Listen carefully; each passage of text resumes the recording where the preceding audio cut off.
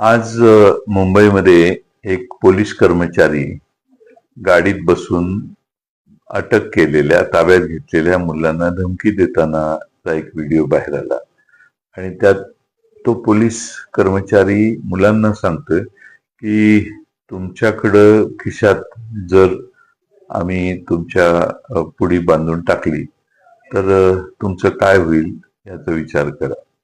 Police लहान मुलांना धमकी देतानाचा हा व्हिडिओ आहे. याचा अर्थ मी असा काढतो की ड्रग्सची पुडी खिशात टाकायची आणि मुलांच्यावर खोटा आरोप करायचा आणि त्यांना त्यांचं आयुष्य उद्ध्वस्त करायचं, हे कृत्य पोलीस धमकी देऊन करू इच्छितात. मी माननीय मुख्यमंत्री महोदयांना विनंती करेन की पहिला म्हणजे अशा पोलिसांचा ताबडतोब बंदोबस्त करा.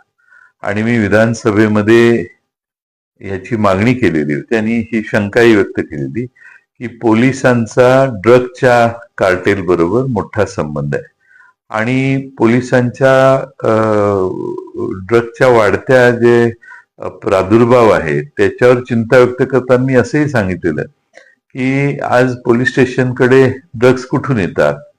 माझी पोलिसाला एवढ्या सहजासहजी ड्रग्ज उपलब्ध होऊ शकतात याचा अर्थ पोलिसांच्याकडे ड्रग्ज आहेत असाच त्या वक्तव्याचा अर्थ होतो, कुणीही काढेल.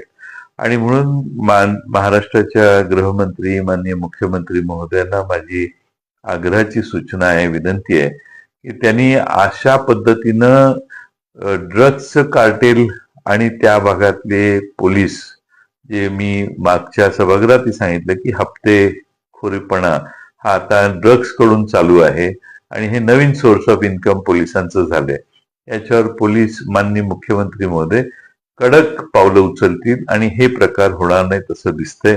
आता पोलिसांचा एखाद्याला घाबरवण्याचा प्रकार हा मुलांच्या बाबतीत आहे, विद्यार्थ्यांच्या बाबतीत आहे, आंदोलकांच्या बाबतीत आहे. तर उद्या सामान्य माणसाची वाट लावायची असेल तर त्या घरात पुढे नेऊन टाकली आणि त्याला अटक केली तरी शक्य आहे.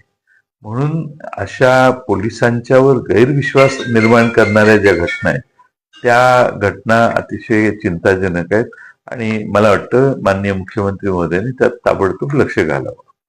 आपल्या शहरातील ताज्या घडामोडी पाहण्यासाठी रणनीती टाइम्सला सबस्क्राईब करा आणि बेल बटन प्रेस करा. लाईक आणि शेअर करा.